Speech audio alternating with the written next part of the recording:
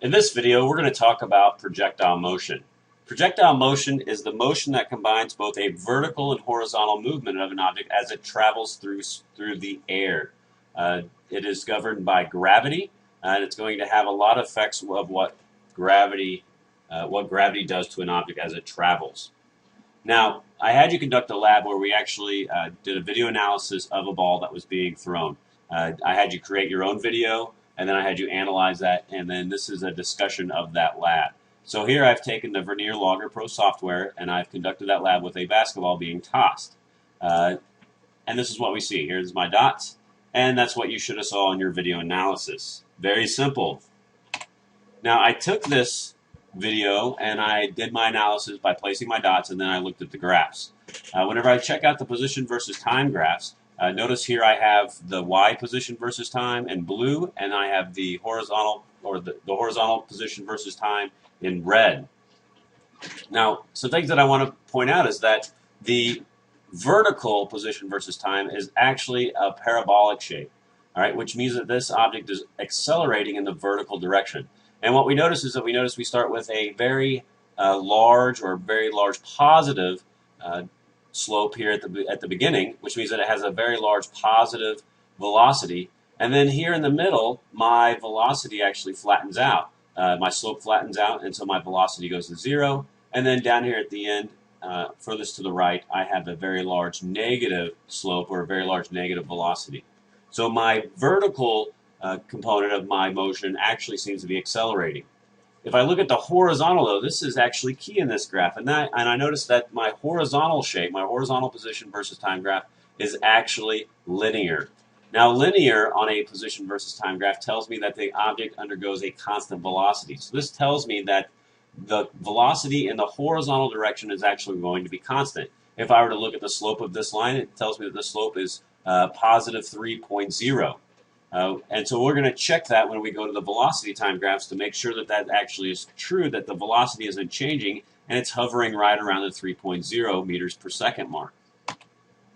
And here are my velocity time graphs. Let's look at the horizontal first, because this is the most, well, it's the most boring part of this graph, and it's strictly horizontal. If you notice, it kind of wavers around my 3.0 meters per second line. And so this reaffirms that my horizontal velocity is fairly constant.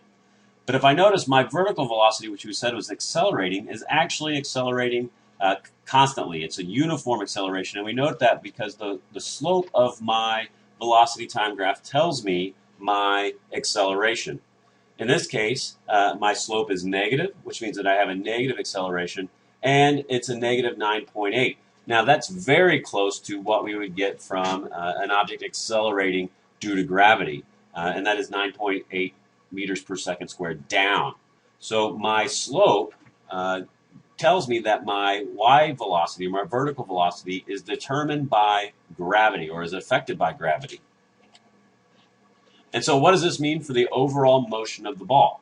Well, that means that my horizontal velocity does not change throughout the whole range of motion. So at each position that this ball is at, the horizontal velocity is always going to remain the same.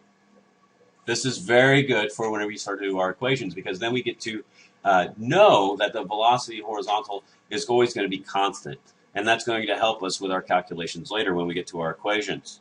Another thing that it tells me is that due to this acceleration of gravity that points down, that as the ball goes up, it's going to be slowing down. And then as it goes back down, it's going to be speeding up. And so here's my vertical velocity at the starting point. And then notice how it gets less and less, and then there is none. And then we reach a point where it points in the opposite direction. Now I want to draw your attention to these vertical arrows on the right. If I look at their magnitude, the magnitude of my vertical velocity at this position is exactly equal to the magnitude of my vertical velocity at this position. Just opposite in direction. So my vertical velocity points up here, and my vertical velocity points down here. Now, that tells me that the velocities at any given height are going to be the same. So at this height, my velocities are the same. If I look down here at the second row, my velocities are going to be the same. And then the third row, my velocities are going to be the same.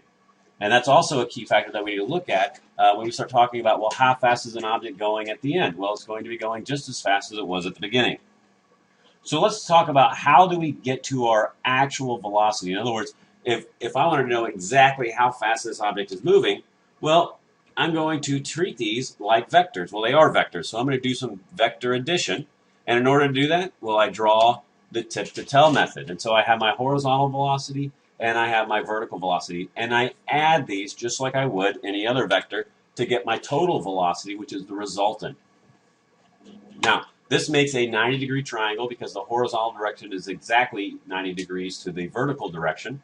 And so I'm going to use the Pythagorean theorem to figure out the magnitude of my velocity, my total velocity. And so it's my horizontal velocity squared plus my vertical velocity squared is going to equal my total velocity squared. Now, with vectors, we have to include a direction. And that direction includes an angle and a reference statement. Now, in order to determine the angle, we have to use this inverse tangent of the vertical velocity divided by the horizontal velocity. The opposite of my angle divided by the adjacent of my angle. Now, this just gives me my angle. If I wanted to look at the reference statement, well, I start horizontally, or I start to the right, and I move up. So it's going to be up of right. And so that's how we get the two-dimensional velocity from the horizontal and vertical velocities. Now, we know how fast objects shoot or how fast they leave certain mechanisms that cause projectile motion. And so we often have to go the opposite direction where we know their initial velocities, but we have to figure out what are their components because their components aren't going to mix and when we do our equations later. And so we have to determine how do we figure out these x and y components. Well, the horizontal component of my total velocity is going to be my total velocity multiplied by the cosine of the angle. And so that's going to break my vector, my total velocity, down into its horizontal component. And then likewise, if I wanted to know the vertical component of the velocity, well, I'm going to take my resultant, my total velocity, and I'm going to multiply it by the sine of the angle, and that will give me my vertical component of my velocity. Now, horizontal velocity and vertical velocity have nothing to do with each other. They do not, x and y components, or vertical and horizontal components of motion, do not cross the dimensions. In other words, things that happen in the horizontal direction do not affect my vertical motion, and accelerations that happen in the vertical dimension do not affect my horizontal motion at all. And so here's a little demonstration or a video that we can watch that will show us how this works, or if this is possible. And so you have this video. There's also another video that comes after this, or after this whole video of Mythbusters, where they actually did it with a bullet, and it was actually quite fascinating. So I suggest you watch that one too.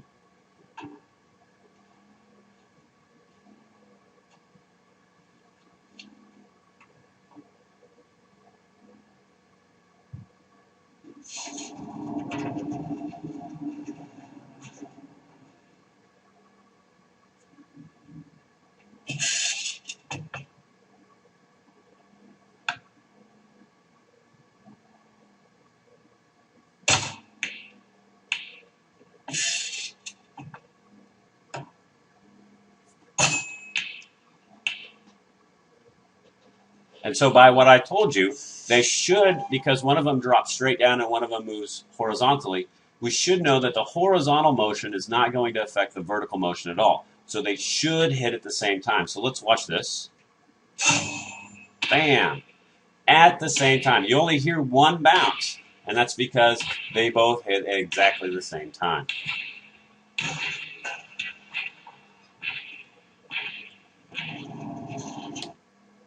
All right.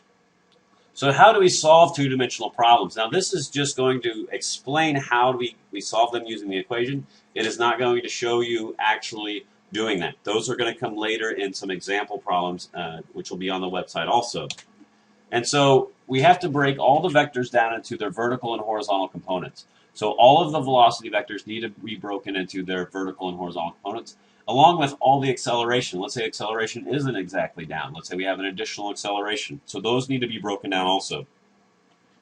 And then what we do is once we break their velocity vectors down, we treat this as two one-dimensional problems, right? And that means that you do the kinematic equations for each dimension, and then at the end, whenever we figure out the velocities, then we reassemble the vectors to find out the final velocity.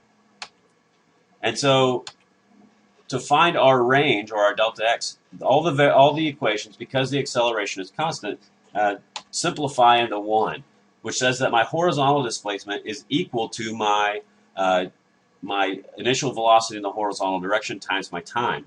Now, this is what we'll use to find the range of an object. And the range is just how far horizontally the projectile moves. Now, to find the vertical quantities, we actually have 4 because there is still acceleration in this case. And that tells me that my final velocity in the vertical direction equals my initial velocity in the vertical direction plus the acceleration of gravity times time. All right, so if you notice, I just took the original equation and I put the subscripts for the vertical because we're doing it in the vertical direction. Same thing down here. My vertical displacement equals my vertical velocity times time, or my initial vertical velocity times time, plus 1/2 the acceleration of gravity times time squared. My final velocity vertical squared equals my initial velocity vertical squared, plus 2 times the acceleration of gravity times my vertical displacement. And my vertical displacement is going to equal 1/2 the sum of my initial and final velocities in the vertical direction times my time. And that is the overview for projectile motion. Like I said, there will be some example problems that come to follow.